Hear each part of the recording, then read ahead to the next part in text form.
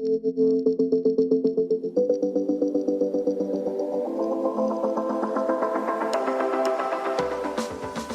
to the Tech Ed Podcast, where we visit with leaders who are shaping, innovating, and disrupting technical education. People who are not afraid to think differently, not afraid to try something new, all with the goal of securing the American dream for the next generation of STEM and workforce talent. Welcome to this week's episode of the Tech Ed Podcast. I am your host, Matt Kirkner. It is wonderful to have you with us. You know, when we start this podcast every single week, we say in our tagline that we love people that are disrupting technical education. We say that we love people who aren't afraid to try something new. And today we are going to talk with somebody who is exactly like that. You know, every once in a while in life, you meet somebody, whether it's a business meeting, in a social engagement, and you shake hands and you start talking and you're like, oh my goodness, this person is just a genius. We're really well connected. We think the same way. That is the feeling that I had when I met today's guest a couple short years ago. Rich Barnhouse is president of Waukesha County Technical College. If folks don't know exactly where that is, just west of the city of Milwaukee in my home state of Wisconsin. And the first day I met Rich, I was like, wow, this is somebody that I can work with. This is somebody who is a genuine disruptor, isn't afraid of the future, is excited to take his institution headlong into the future in a fearless fashion, and that is exactly what he's done. So it's my great pleasure today to welcome to the studios of the Tech Ed Podcast, in person, by the way, the president of Waukesha County Technical College, Dr. Rich Barnhouse. Rich, thanks for being here. Hey, thanks for having me. And, you know, I've never been called a genius that I remember, and certainly never when it's being recorded. So thank you very, very much. Well, and you got to be careful because our audio engineer could always edit that out, but we're going to make sure that stayed in. Probably should edit that out. But I meant that introduction genuinely. Thank when you. we first met and I shook hands across your the conference room table in your new office at that time, I was just so impressed by the way that you think about technical education, the way that you think about the future of creating that next generation of our workforce. You really are an innovator, and I know that our audience is going to get a tremendous amount out of this conversation. Let's start out with this. You know, you've been involved in education, Rich, a lot of different places. You know, spent time in Ontario, in Florida, several stints here now in Wisconsin, and it's certainly a blessing to have you back here. Tell us a little bit, compare and contrast, you know, what do you see as consistencies? What are maybe some of the differences regionally that you see in technical education?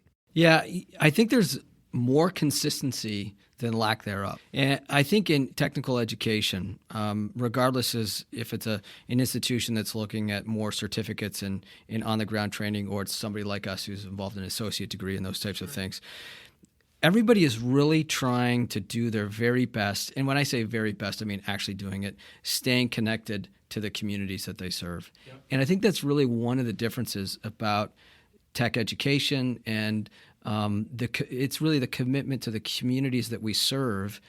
And whether you're in Florida or Texas or South Carolina, or Michigan, some of the places I've been, those types of institutions, there's no getting away with not meeting the need, because presidents like myself at technical colleges or institutes are so connected to the community that we see these CEOs everywhere. And it's not as if I get an email from somebody in a different state that's saying something that I'm not aware of. I might bump into somebody at a CEO roundtable and they say, hey, Rich, we need to start working on this, or where are we on our last conversation? And that's something I think that really drives, quite honestly, a big part of the U.S. economy. That's one of the consistencies that I see across the country. You mentioned, Rich, the importance of the partnership with the local economy, with the local employers. You know, do you see that same level of commitment at the four-year universities? I mean, is it similar, different? You know, compare that a little bit. Well, I think the desire, certainly the desire is there, and the intent is there. And I've worked in four-year institutions across the country, and you know, I spent 8 years as in the UW system as well. And I think that without a doubt, the intent is there. And I want to start off by saying that we've got a wonderful, wonderful UW system that really complements everything that we do in the technical college system. I think across the country, let's just say nationally, that over the past maybe decade or so, there's been this awakening of traditional four-year institutions to the idea of, or more importantly, the need to connect to the communities and the businesses, the way technical colleges and community colleges have, since their inception, 110, 112, 115 years ago. And I think that they're making a lot of headway there, but it is really difficult to transition and move even a medium-sized university with the type of structure and governance to make it react as quickly and attach as quickly as, say, we do in the technical college system. But I think they're certainly trying. It's a regular conversation that I have with my colleagues who are presidents and chancellors of the universities in our area. Absolutely. I often comment, what a little bit of a culture shock that I had when I moved over to the world of education from manufacturing. And I used to kind of joke a little bit tongue in cheek, but not really. When I was running small to mid-sized manufacturing companies, you can make a decision on Monday, implement it on Wednesday, and start seeing the difference in the changes on Friday. And I learned really, really quickly that education in general, and particularly university higher education, doesn't work that way. And through no fault of the people leading those institutions, they have a lot of constituencies to serve, perhaps to some degree for good reason. They have rules and requirements about meeting regulatory requirements and making sure that they're being really thoughtful about the changes that they're making. But one of the jokes I've heard often is that change happens in university and higher education one retirement at a time. Or I think somebody put it one death at a time. I thought that was a little bit morbid. Yeah, well, maybe right? True. Yeah, exactly. But I think to your point, certainly. It takes some time to make changes in the university structure, and I've lived through that the hard way and learned that you've really got to be patient, you've really got to be thoughtful, build those partnerships, build trust, and over time you can make changes. Hopefully sooner rather than later. Hopefully in a couple of years rather than 100 years. Although some changes can take 100 years, which is kind of a segue into our next question. You're celebrating a huge anniversary here at Waukesha County Technical College. How many years? We're 100. Yeah. 100 years. So we're as I like to say, we are transitioning into our second century of excellence. There you go. I love it. Yeah, and that is a great way of looking at it. And for those that maybe are a little bit further outside of our area geographically, it's like every day I'm seeing another alert, another notice, another celebration on social media about this anniversary. I know your faculty is incredibly proud. Your staff is incredibly proud of that legacy and carrying this institution into the future. So happy anniversary, first of all. Thank you. From all of us here at the Tech Ed Podcast to everybody at Waukesha County Technical College. Talk a little bit about the pressure that maybe that brings. I mean, you step into this organization. It was functioning well when you got there, right? I mean, doing a lot of amazing things. And the job is to continue that legacy and to build upon it. Do you feel that pressure? Like, oh my goodness, I got this 100 years of experience, 100 years of reputation. Then it's my job to continue pushing that in the right direction. In a word, yes. And I'll tell you a little bit about it. And I think actually the word pressure is a very, very good one. I was asked, I don't know, maybe a year ago, what's the difference between being a vice president and a president? And it came very clear to me, it's not the stress, because that's in any job. It doesn't matter what level you're at. Sure. But the weight and the pressure to get it right, to make the right educated guess based on the information and data you have to move the institution, and then to get thousands of people to also follow that and believe in that. I think so. That's certainly, the pressure is the right word. And I think to your question, there are some days where I feel like the luckiest guy alive, because I came to WCTC as probably one of the finest institutions I've been a part of. So it is solid from stem to stern, but you can't stand still. I don't know who said it, but somebody once said, even if you're on the right road, if you're standing still, you're going to get run over, right? Exactly. And I think that that's what's happened to a lot of higher educational institutions. And you see what's happening, and I think we'll maybe talk about this later, across the country with some of our close colleagues and some a little bit more distant in other parts of the country. So there is that pressure, certainly that I feel. It's for me, it's palpable, but I think for the people on campus, it's exciting. Because what I've told them is that we are going to put our foot on the accelerator. We're going to add new programs. We're going to invest when our colleagues at maybe other institutions are cutting. Mm-hmm. We're going to invest and we're going to grow, and we're going to go into areas that maybe people hadn't thought of in the past. And that's part of my job is, as we're transitioning to our second century of excellence, is to make sure that taxpayers, students, and employers continue to feel like we are delivering for them every single day. And it could be the smallest request or some of the larger requests that we've received, but to deliver on that and then to add and change programming. And honestly, to implement what I call automatic organic evolution. Because if you've got automatic organic evolution, you don't have these crises of change where people don't change for years, right, don't add things for years, and then you've got a big disruption. And so that's the trajectory that we're on. I love that. We introduced a term, Infinity 0.0. The whole concept of that was the idea that, in manufacturing, in that particular case, we're in this era of there won't be an Industry 5.0 and Industry 6.0. It is going to be continuing evolution and revolution of technology, of applications, of the use of data. So if we're sitting here waiting for the next step transformation in manufacturing, we're missing the one that's going on right now. And it sounds like your attitude toward education is exactly the same way. Let's not wait for the next big step transformation or theory or what have you that somebody comes up with 5 to 10 years ago.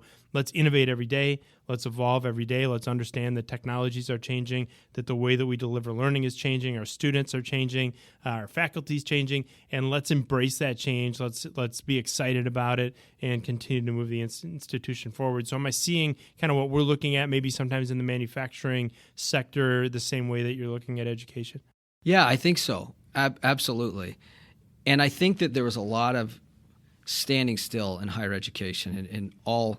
Doesn't matter what category of institution you were a part of, there was a little bit of standing still for some time. And I think that higher education wasn't necessarily listening to the, maybe not overwhelming, but very loud voices of communities, businesses, government, etc., saying, you're kind of delivering, but what you're kind of delivering is what we needed like 10, 12, 15 right. years ago. And we need something different today. So, for example, one of the things that we've done, we partnered with Eaton Corporation. And the model is shifting from when an employer comes to you and says, we need training in this or we need education in this. The typical college or university response is, oh, sure, yeah, we've got a program. If they just get into this program, we cover most of that stuff. That's not the way to do it anymore. So the way we're doing it, and the great example is with Eaton, they came to us and they said, we need specific programming in this. And we decided to say, you know what, we're going to build a program just for you. Now, anybody can come into this program, but we're going to build this program just based on what your needs are. And we look forward to doing that with lots of different businesses. That's so forward thinking, and I think we're seeing technical education evolve in that regard. Maybe not as quickly across the country as we'd like it to, but definitely evolving. Where I think historically, if somebody came to the university to the technical college and said, "Hey, we're looking for training in fluid power. Teach us. These are the pneumatics competencies we're looking for." The answer was sometimes, to your point, well, we have this course that this teacher teaches, and you can do that, or we can send an instructor into your place of business every Friday for the next 8 weeks for 8 hours a day and teach fluid power. And the manufacturer's sitting there saying, well, wait a minute. I mean, you want me to take 10 people off of my shop floor, put them in a classroom 1 day a week for 8 weeks? That'll work great the first week. The second week, somebody's sick. The third week, somebody's on vacation. The fourth week, a production line goes down and half the people are out on the shop floor. And it becomes very, very inflexible. And I think that way of saying, all right, what do we want to teach? When do we want to teach it? Where do we want to teach it? How do we want to teach it in a way that allows that employer to really embrace the training and also makes it flexible enough to work in this just crazy, quick, functioning and changing world of manufacturing it's just one example. It sounds like that's what your mindset was with Eaton.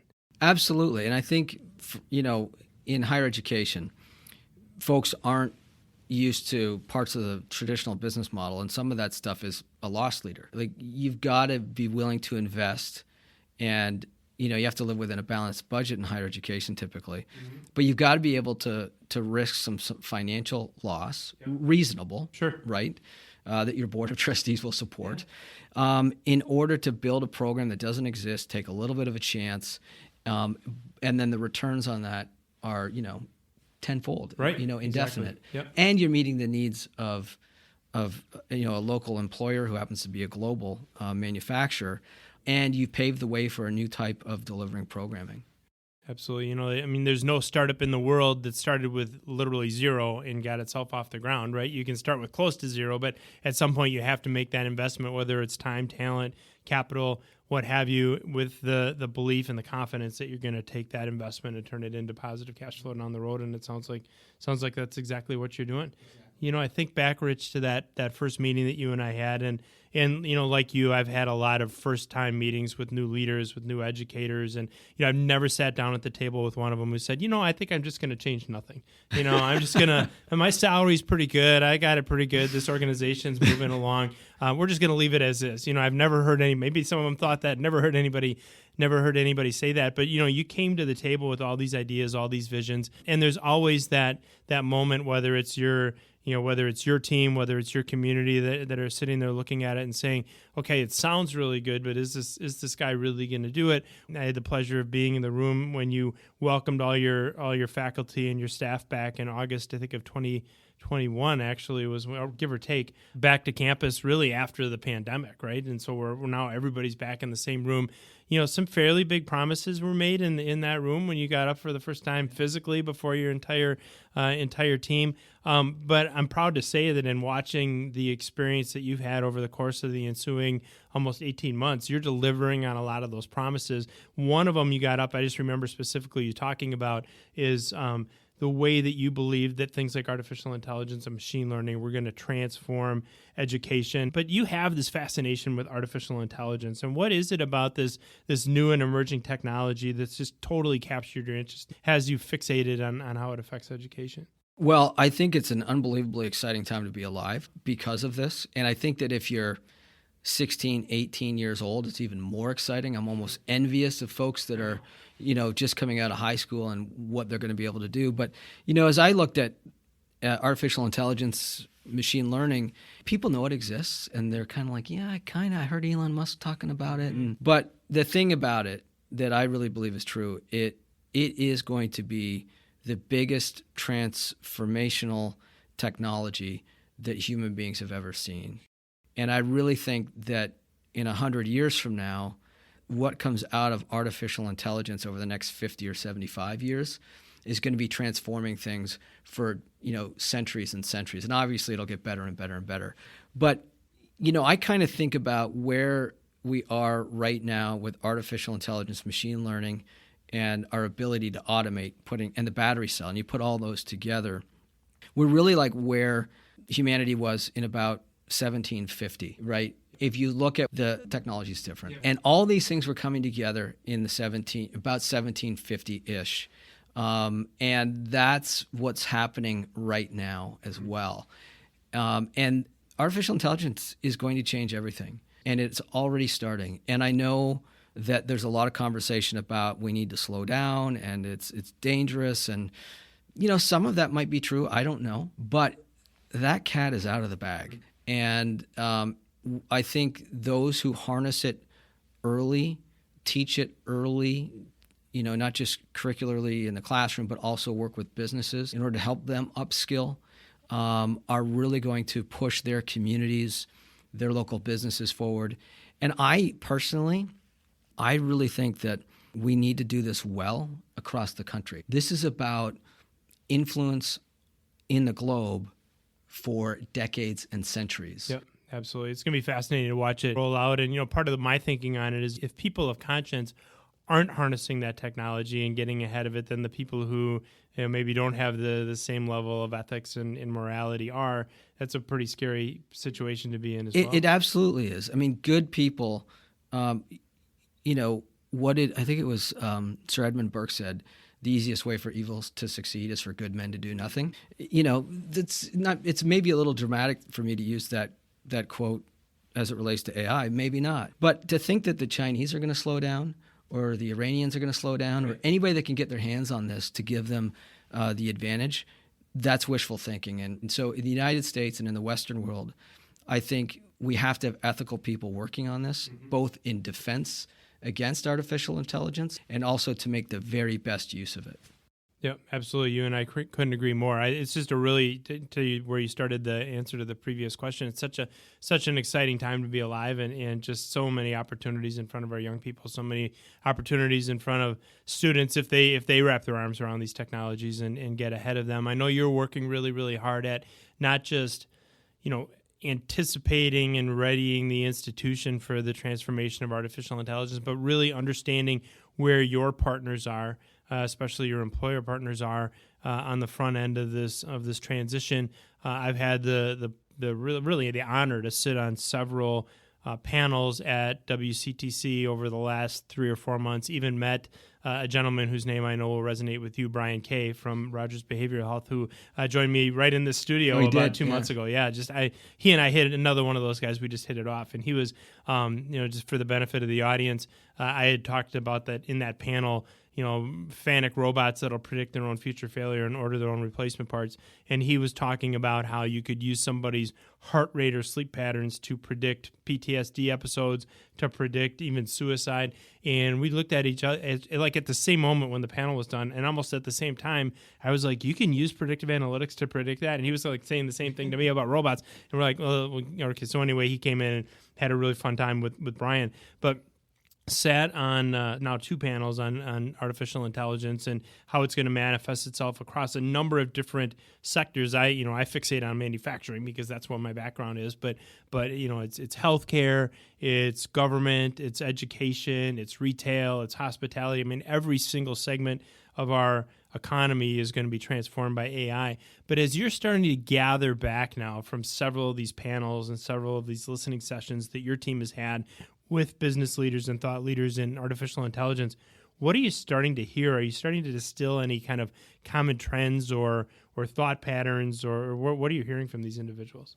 Before I answer the question, I mean, Brian is just unbelievable. And what they're doing at Rogers Behavioral Health for prediction and using artificial intelligence is, again, I spend most of my time thinking about AI in different ways, but in mental health, it's just unbelievable. It is. So, I think some of the things that we're learning very clearly is that I would say there is across industries, and it doesn't matter what specific industry it is, there is a middle level of folks in companies who are working on AI. Mm-hmm. And they're really pretty skilled, which you heard. But, the levels above that mid-level position, typically in technology in a business, above that, there's a real gap in what AI is, what AI can do. Mm-hmm. And there's a real gap below that, where the rubber hits the road. And I think that that's one of the big reasons why, although AI is moving quickly, it could have gone on even more quickly for the right reasons. There are a number of things that I'm seeing, but one of them is that we really need in higher education to really start developing programming and taking it out directly to the leaders of manufacturing and businesses and even healthcare. For their executives and middle managers to say, to really describe to them what they could and should be doing, because then they can drive it downward or at least have a conversation with the folks in their companies that are working on this. The other thing that we've learned is that what companies are looking for in terms of expertise is, as I've been told, Rich, we've got plenty of PhDs and MAs that can build this stuff for us. What we don't have are really functional and operational experts in artificial intelligence that can work with, robots that can do things and think the way, to some degree, humans do. And so those are some of the things that we're really starting to hear. I also think that there's a lot more artificial intelligence implemented today just in Southeast Wisconsin than we realize. There is an absolute ton of innovation going on. And it's happening so quickly, which is probably why there's not a lot of conversation about it. Because as you know, it's just, it's like you were saying about Infinity 0.0, right? It's just boom, boom, boom, boom, boom. Every day it's getting bigger, better, and smarter. The other thing I would say is that there is a huge gap on the educational side of AI. Massive gap. And I think the gap is largely at the baccalaureate and associate degree levels. So as I've been told, there are lots of folks at the MA and PhD levels, but there is an absolute dearth in bachelor's degree and associate degree level, and we need to fill that gap. Absolutely. One of the mantras that I really live by, if I've got like 10 of them, this would be on the list, is that I don't need to know everything about something in order to use it. And we think about, and I've talked to some people, and I don't have time to make every one of my team members PhDs in data analytics and data science. And I'm like, well, nobody's asking you to do that. But in order to put some of these technologies to work, you don't need to know everything about it, but you better know what the application is. And I think particularly in our nation's community and technical colleges, that is a really, really great opportunity, is to figure out what is from a working, and I don't mean that literally, but figuratively, from a working level knowledge. What do I need to know in order to benefit from these technologies? How do I have coherent conversations with the people who are experts so that I can explain to them what it is that I'm seeing and where I see the opportunity, and then we can get the people who want to spend their life in their world dealing with complex algorithms and regression analysis and deep learning and neural networks and all these other things that most of us don't have any need to understand in order to put that technology to work. And that's what Intel, our the United States, yes. right? Corporation understands. Intel's working specifically with 2-year community and technical colleges because they see exactly what you're describing. And their concern is not at the PhD and master's degree level with all of the items that you mentioned. They know that AI is going to have this big functional need that is completely not met. And, of course, companies like that are thinking, globally, how do we compete in a really, really aggressive, planet? And so they are really committed, and they've helped us really build our curriculum, quite honestly, for artificial intelligence that we'll be rolling out over the next year to 18 months. Absolutely. We think about a great company like Intel, and I'm actually almost done reading a book called Chip War, which is absolutely fascinating. I don't know if you've read that or not, but it's really the kind of the biography of the chip, of the microprocessor, going all the way back to, well over half a century ago. Fascinating book. We just lost Gordon Moore within the last 2 months, the founder of Intel, really in my mind, the godfather of the exponential economy, and how we double the rate at which we can process information every 12 to 18 months. And that company has just been such a juggernaut for advancing technologies, sees the trend taking place in artificial intelligence, is jumping all over it and working with a great institution like WCTC and others to implement that curriculum into their programs. That's certainly one of the things that our educators can do as we think about the future of AI, is partner with companies like Intel and others who are doing great work in the space. What advice do you have, Rich, for other educators, be it university level, technical community colleges, even our high schools, workforce training, and so on? What do our educators need to be thinking about embedding in their programs as it relates to AI? Well, I think, first of all, it's our responsibility. It really is our responsibility. And getting in on this now and developing programs is the responsibility of higher education, regardless of what classification you are. And I think, we're talking at WCTC now about we should have artificial intelligence in every program. It doesn't matter what it is, because it is so important. And, the folks that are starting with us, let's say they're starting with us in fall, and they might be with us for a year for a tech diploma, or 2 years for an associate degree, or maybe a little less for a certificate. When they leave us, they're going to be embedded in industries, in businesses that are utilizing artificial intelligence. It's kind of like, and this is sort of maybe a bad example, but it's kind of like sending somebody out into the world that might be an accountant or somebody working in finance and not showing them how to use a calculator, right? Like, that's how embedded this is. So number one, I think it's a responsibility.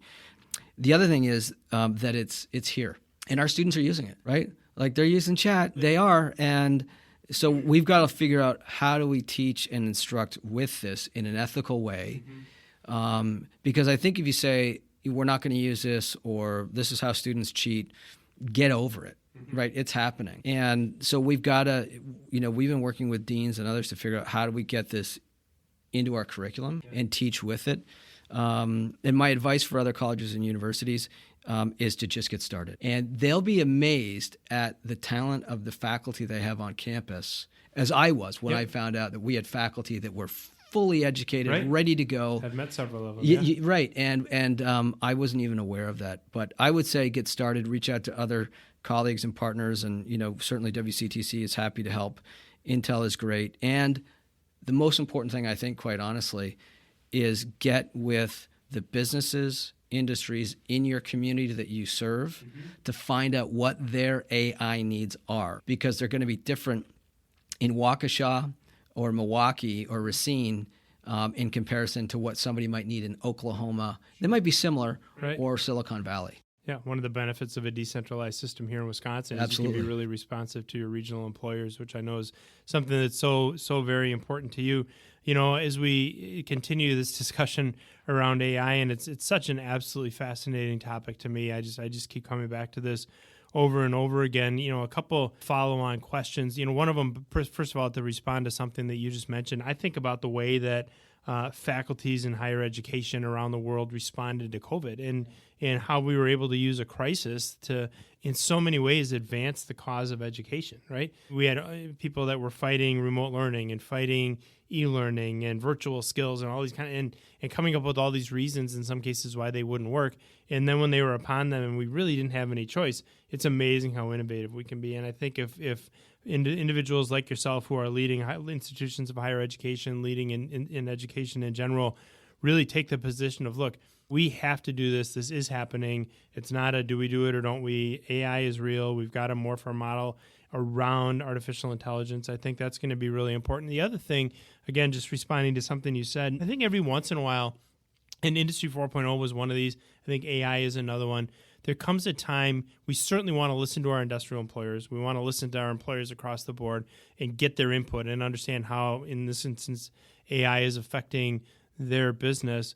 But we also have to push them a little bit. And I think that a lot of times, again, as someone who worked in manufacturing all those years, you get really bogged down every day with getting orders out, with responding to customers, dealing with quality issues, lines going down, employee concerns. All these things are really, really important that sometimes you're just trying to get to the end of the shift or the end of the day, and you'll figure out AI tomorrow. This is an opportunity, I think, for education to really step in and say, look, this is what we're seeing on a macro level. This is how it's going to affect your organization, and this is why we have to get ahead of it, which is exactly what you're doing.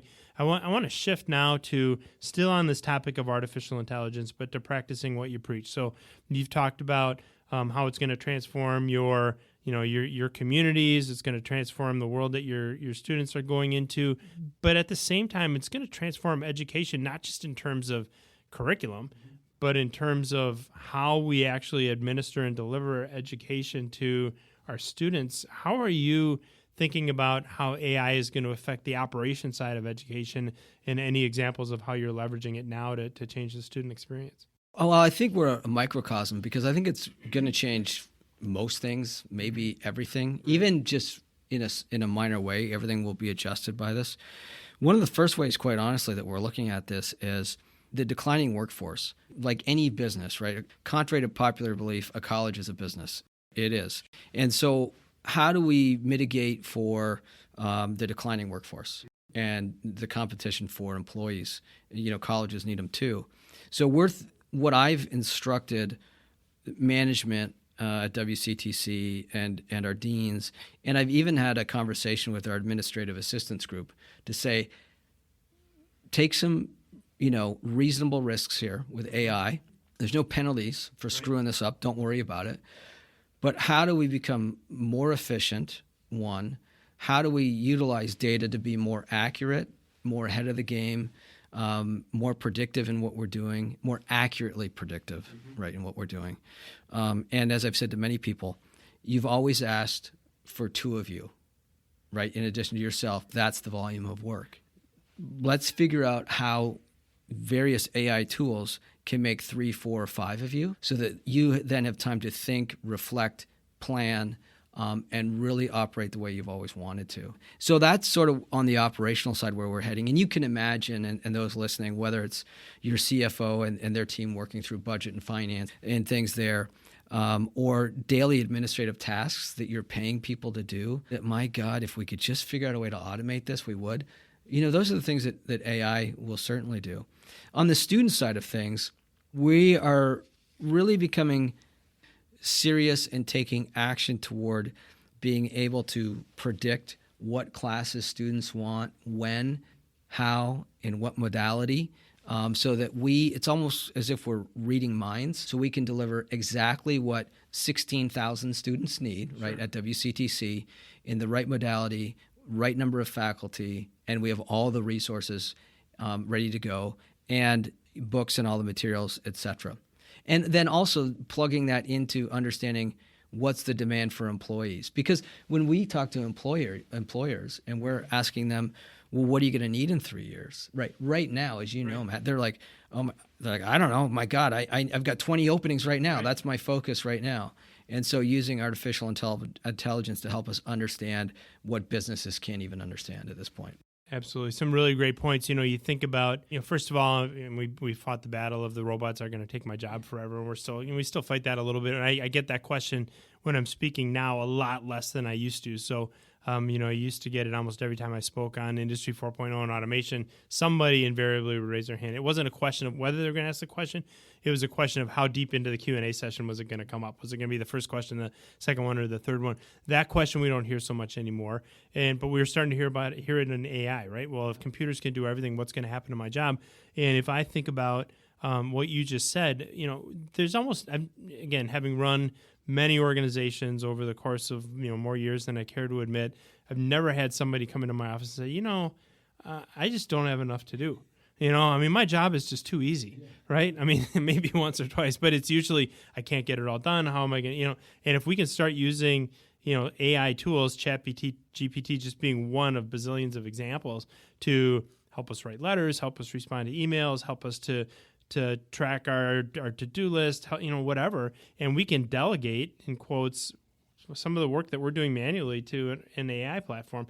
That makes us more productive. And frankly, I don't know that anybody really has to worry about their job at this point, because right now we've got way more jobs than we have people to fill them, and that's not changing anytime soon. But anybody who is worried about it, you're going to be way more valuable to your employer if you can leverage these tools. So that's going to be really, really important. And then I think about your example of the students, and their many schedules. You think about a manufacturing company or a company in general that's trying to predict demand for their product in the future, and all kinds of data-driven ways to do that, understanding consumer behavior, understanding the economy, understanding trends in product development, and so on, using all that to say, what are my customers going to want 12, 14, 18 months from now, and how do I get there before anybody else? You're kind of saying the same thing about education. Let's take this data, and maybe a student that's exploring different schedules, different ways of aligning their courses, different courses they might take. How is that going to align to a degree program or a tech diploma? How does that jive with their, maybe their personal responsibilities to their family or to their career? So many community college students, technical college students are already in the workforce, and using all that data then to create the most streamlined student experience as possible, and then understanding the demand for your services, which is educating students, and then predicting that demand and filling it. Whether it's I love even the thought on modality. Is it virtual reality? Is it is it e-learning? Is it in classroom instruction? Is it hands-on experiences, work-based learning? All those different things that go into creating really good product in the technical college system and using predictive analytics to get there. Yeah, I want to be as close to 100% accurate as possible. And I think maybe that's something else that people don't understand about AI is I really think that at WCTC we should be able to predict within a very small margin of error exactly what 16,000 students are going to want and when they're going to want it. There's no longer an excuse in 3 or 4 years from now that you can't do that. Right. Because we already, in the data systems we already have students filling out in our registration system multiple types of schedules that might fit their needs. We have that data behind the scenes. Mm-hmm. It just needs to be pulled together, which we're going to be trying to do over the next little while here, so that we can pinpoint what they want and when they want it. Those things are definitely on the horizon, and the way we teach is going to change with virtual reality. So there's really a lot coming up here. Yeah, it's good. I mean, it's an exciting time to be a young person. It's an exciting time to be in education as well, if you're willing to embrace those changes and that excitement, not just with the AI, but with other technologies. So your job isn't just fixating. I know you're fascinated by AI like I am, but really looking across the landscape of what technologies are emerging and how do we as educators respond to those changes in technologies. In addition to AI, Rich, what else? So I think one of the biggest markets for job creation and job demand is, and you and I have talked about this a little bit, is integrators for automation. And at some point, AI will be a part of that, and it is already. But just for small and medium-sized businesses, and even some of the large ones, right, that we are already in the good old days of having enough employees. Like, think about that now, right? I know. The data bears it out pretty significantly and specifically right into the probably mid to late 30s of a declining workforce. So we're in the good old days now, and it's already painful, right? The way through this is not to say, how do we just get more employees from other states? Because they're all going through the same thing. We looked at this. I'm a member of the Waukesha County Business Alliance, and right. And we had we put together a workforce solutions leadership task force, and we looked at education. We had immigration attorneys come in. We looked at veterans, and all of those, and attraction campaigns and all of those things. None of that matters anymore. Those days are gone because the bodies aren't there. So in order to survive and then thrive, we have a responsibility in higher education, but I also think government's going to need to help here too, because this is a big dollar lift. But integrators. So we're going to be building a program that is going to basically educate people how to walk into any plant anywhere in the world and have a CEO say to them, I need you to completely redesign this with automation and artificial intelligence. Because you might have a robot here, a human here, a robot there, an old school conveyor belt, but you need to completely revolutionize your operation. In order to stay in business, we have to be delivering what are called integrators, who might work at a company for 30 years, might be consultants of a consulting integrating company. But that's one of the big next things to deal with this employment shortage. And so we're in the process of developing that program now. You're hitting the nail on the head, by the way, in that. I have a really good friend in the form of a gentleman that runs, everybody would recognize the company. I'm not going to mention it just so I don't breach the confidence, but he runs automation for a huge Fortune 500 company globally. So any automation that takes place, that's what he does. And he told me not too long ago, he said, our biggest challenge is finding people that can integrate technology. And when we say integrators, for our listeners, most of them already know, but that means I've got a conveyor and I've got a machine tool and I've got a metal stamping punch press or a press brake or a turret press, an assembly robot, a conveyor, a programmable logic controller, a variable frequency drive, and all these different, I'm just scratching the surface, right? We could talk for another 10 minutes, smart sensors, smart devices, all of this stuff that we're now putting together into a manufacturing operation, an autonomous one or automated one. He's like, there's just nobody that we can find that has that skill set. But he does, and you're going to find this is really good news. He said, it's easier for me to hire somebody with a 2-year associate degree in electromechanical technology, in automation, and get them into my plant and upskill them around integration than it is for me to find a 4-year engineer that's got a mechanical or an electrical engineering degree. And of course, there are exceptions. I'm not picking on our 4-year institutions. But he said it's easier for me to find somebody from a technical or community college and upskill them around those skills.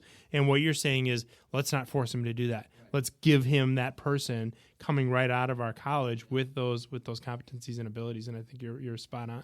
Absolutely. So the way I see it, and I might be 2% right, but the way I see it is it's going to be a massive, massive industry for employment in the integration piece. There will be large companies, and you can think of them, big Fortune 500s, where they might have 30, 40 people, and that's all they do is integrate their entire careers. And then smaller, mid-size will be working with consultants. And so I imagine there'll be large consultant companies getting started. Actually, if I were 18 years old, I would be going into this program, taking some management courses, 100%. and then starting my own integration company because it's going to be that big. It is. It already is that big, right? You can't find enough of those folks. It's going to be so much fun to watch that rollout, and I think you're way ahead of yourself on the whole idea of integration and how it's going to transform the world of manufacturing, and it already is. So, you talked about, I like the way you put it, the good old days in terms of employment, right? As tough as it is, and it's been hard for, I've been out of manufacturing for 7-8 years. It was impossible 7-8 years ago, and it's even harder now. And what you're telling me, and the data proves that out, is that you think it's bad today. If your solution is we're just going to wait till there's more people, you're going to be out of business before you find those people. We have the same challenge in education, where we're finding that if you look at the demographic trends between now and like 3, 4, 5 years from now, there's a huge shift in the number of individuals just demographically that are going to be available for being recruited into higher education, not to mention the fact that as we continue to blow up the model, I think that even puts more pressure. We can't just count on the next group of 4,000 students to start a year from now on their pathway toward a degree program. So the same demographics we're facing in industry, you're facing in education. Talk a little bit about the demographic shift in terms of the next generation that is now maybe 7th, 8th, 9th grade, and how that is going to affect higher education, and then what we should be doing about it. Yeah, no, you're right on. If it's a problem with humans here, it's a problem with humans everywhere as the significant decline overall. And this is across every state except for a couple that are really going to experience this. In Wisconsin, we started experiencing this in 2022. And so just to give you an example, right, for the listeners out there, in Waukesha County, where we reside, which is just outside of Milwaukee, we know that we are going to lose between last year and 2032 about just under 13% of the graduating high school class size, right? And that's a good metric. In other parts of the state, it's 20%. And that's true of counties across the country in different states all over the place. A little bit of this, quite honestly, as somebody who's spent their career in higher education, is embarrassing. And the reason I say that is because we knew this was coming, right? We saw this coming in 2008, but we were focused on the recession and the unbelievable demand that we experienced when people were being laid off. And then after that subsided, there wasn't enough attention paid to this. And so what higher education did, it might be something a little bit more than nothing, but not much. And so that's why you've got university systems and states that were built for the exponential growth of the 50s and 60s with the same infrastructure. And, we have that here in Wisconsin. We have an infrastructure for all of us, public, private, 2-year, 4-year, profit, nonprofit, that is built for a much, much bigger population, and with the assumption that it was going to continue to grow. So at WCTC, one of the great benefits is that, and the technical college system, is the generation that's coming in. So Generation Z, and I know as I say this, the parents of Gen Zs might think, nope, that's not my kid. But by and large, they're far more practical. They want an education that leads to a job. That's the number one thing. That's the biggest transition. And I saw this in Florida too, in about 2016. Students started coming in, and instead of saying, I think I'd like to study this, or I want to learn about this, they started coming in droves saying, I need to know what my job's going to be, and what is my career going to be, and what are my options like. And that was a dramatic shift from the millennials to Gen Z. The other thing is they're looking for a skinny college experience, and what the researchers and authors call skinny college experience, because they don't want to pay for any fluff. So by and large, they're not paying for the more expensive residence halls at a 4-year. They're not buying the more expensive meal plans. And so it's changing higher education overall, because it was really built for the millennials, Gen X, some baby boomers. Yeah. And this is very different. So in the tech college system, we're well positioned because students are really returning to, I need a job and a career. Right. And the careers that we provide often pay better than any other option that they might have. And it's no longer dark, dusty, dirty. We're talking about technology and even in manufacturing. It's just unbelievable how highly skilled and trained people have to be to work in those industries. So we are actually expanding. So as I've talked to my board of trustees, our approach is not to cut around the edges like maybe some of our colleagues are doing or being forced to, in all fairness. But we're investing in facilities and infrastructure. We're starting new programs. My philosophy is that if you're a taxpayer in the district that supports us, I'm responsible for providing every taxpayer with an opportunity or an option. So we're really moving into the space of becoming a comprehensive regional college, right? So we offer everything from, diesel mechanic to artificial intelligence to robotics to business to marketing to now all of the liberal arts, right? We offer liberal arts, associative science, because we need to deliver. And so our way through this is to grow and to work more closely with high schools, with industry, and with our university partners, and not to cut, but to invest and grow. Yeah, I think you're really, really wise to be thinking about it that way. I mentioned earlier being at the American Technical Education Association conference not long ago. One of the speakers was the senior vice president, and I wish I had written his name down. I have it somewhere, of the American Association of Community Colleges. And every once in a while, you're sitting in a meeting, you're sitting in a presentation, and something just really, really sticks. And one of the things that this gentleman said was, he said, if you look at across the United States, we have about 1.9 million people every year that graduate from four-year institutions with a degree. He said 42% of those people go into careers that don't require a four-year degree. Right. I mean, and you're probably already familiar with that, but I mean, to put it, I love it when somebody takes data and just puts it that succinctly, and it's like, oh my goodness. Yeah, and many of those students, there's double-digit percentage of students who come to us who already have a baccalaureate degree and then realize there's something else that I need. And the four-year institutions do a wonderful job. I mean, we've got outstanding universities in our state, but, things are shifting and changing. I am happy to say that with all the discussion of, declining student populations and those types of things, this year we're up 4% in our enrollment, and our applications for summer and fall are up in the double digits. We're getting close to the end of our time with Rich Barnhouse, who's the president of Waukesha County Technical College, a true innovator, a true disruptor, and somebody that is never short on really, really good advice. I'm going to give you an opportunity to give really good advice to yourself.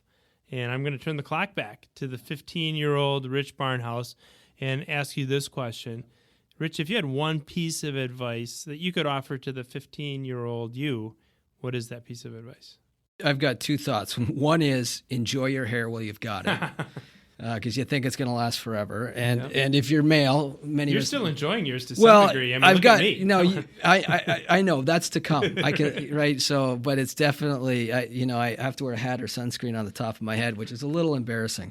So I'd say enjoy your hair while you've got it. But the other thing is, I would say, in thinking, I spent, 10, 11, 12 years in college, various degrees. I would say pick the very best program at the very best price, and then go and do it. And don't worry about thinking I need to go to this or to that institution or whatever. Because all that really matters is what you can deliver. And I would say don't take on debt. Don't take on unnecessary debt when you're 18, 19, 20 in college. Get ahead, pick the very best program at the very best price, and go and knock it out of the park. And don't listen to what magazines or media are saying. And talk to people in industry. And it's difficult to get somebody who's 15, 16, 17 to do that. Say, go and talk to the people who are running these companies, who are on the shop floors, that are doing what you want to do, whatever that is, and ask them, what do I need? Where should I go? Do I need to spend $50,000 a year, or can I spend $3,000 a year? And get that advice, because it sets you up for life in so much a better way. Absolutely. As I think about Just a couple things. First of all, the idea of the very best program at the very best price. Certainly plenty of examples of that at Waukesha County Technical College, and for that matter, at plenty of technical and community colleges across the country. But you're doing it particularly well. And all that matters is what you can deliver. I love that line too as well. As succinct as the one I offered about the 1.9 million and the 42%. All that matters is what you can deliver. In the end, that's right. I mean, the market is going to pay you in proportion to what kind of value you can add. And more, that's all about what are your competencies, what are your skills, and what's your experience, and what can you do for me next, than how many dozens of years did you spend at whatever education pathway you went through. All kinds of great advice. All that matters is what you can deliver. You delivered plenty here on the Tech Ed Podcast, and thank you for being with us. Thanks for having me. Much appreciated.